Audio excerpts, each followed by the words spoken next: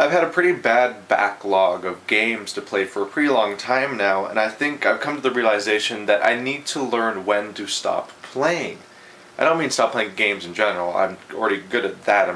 I'm good at finding time to do everything else I want to do in life. It's just a matter of figuring out what to do with all these games that I want to play and how to get to this long list, because games are time consuming now. A short game, and I don't like it when a game's short, is like 5 or 6 hours long still. That's actually a pretty big chunk of time to set aside, even though we call it a short game. I've sort of had 2 recent incidents where I completely stopped playing games, and I'm actually pretty proud of myself for this. I rented Ninja Gaiden 3 from Gamefly, and it's been sitting on my counter for 2 months now. And it's because this game has really nothing to offer me. I've only had it for so long because I have this sort of compulsion where if I start a game I really want to finish it. But Ninja Gaiden 3, I realized from start to finish is going to be the same experience that lasts about 30 seconds repeated over and over again, and that experience isn't very fun. You see, I was skipping all those cutscenes because they're really badly written Japanese nonsense bullshit, really, that just wastes your time and confuses you and tries to just convince you that the game does in fact have a story. And the combat is simplified down to the point of absurdity. This is a series known for its really high difficulty. I mean, I had troubles playing the first game because there were areas where you'd be attacked from all sides by ninjas who threw shurikens that exploded. Also ninja dogs. And that was like the beginning of the game. That was before the crazy demon stuff that comes later and completely ruins your day. I'm playing Ninja Gaiden 3, and pretty much every single area in Ninja Gaiden 3 I'm up to what the game calls day 3,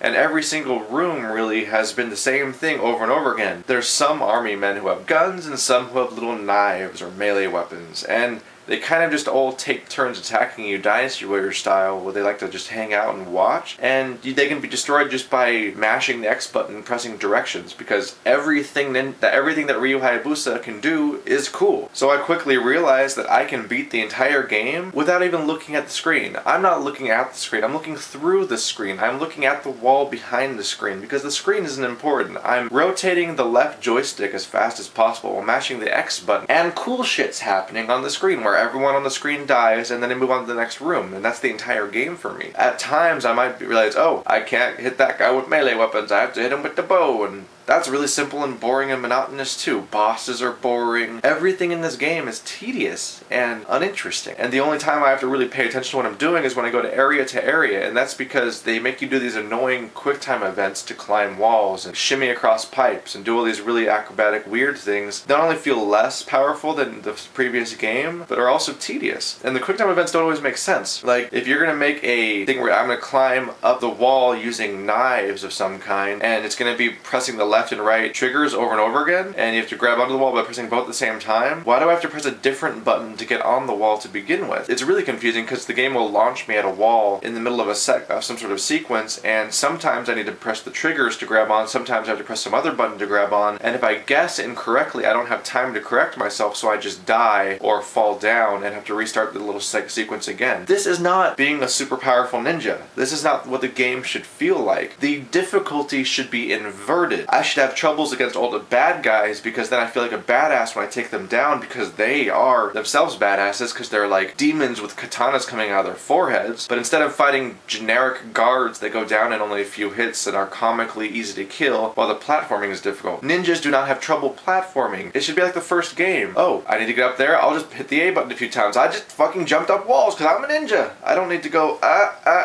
no, am I doing it? No, you have to release, then, no, I shouldn't be struggling with how to climb up a wall in a game about being a badass ninja. I should be fighting crazy shit that's really hard to kill because it's crazy shit. The difficulty of this game is backwards. And I've realized that the game's just flawed to begin with, and I need to just stop playing it because I don't have any desire to finish it, but I'm holding on to it and not getting another game from Gamefly because I feel like I should beat it because I started it, because it's a game. And that's not healthy, probably, and it's definitely not the right approach to ever getting any progress on my own backlog, which is already pretty big. I've already got a lot of Steam games, a lot of Xbox Live Arcade games, and a whole lot of retail games, PS3 games. I have my own shit to work through, and Ninja Gaiden 3 is not worth my time.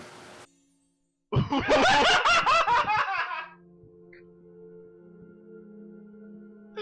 the fuck was this? So... That was Alchemy God. Who needs a camera stand when you've got a rock band keyboard and sci-fi stuff?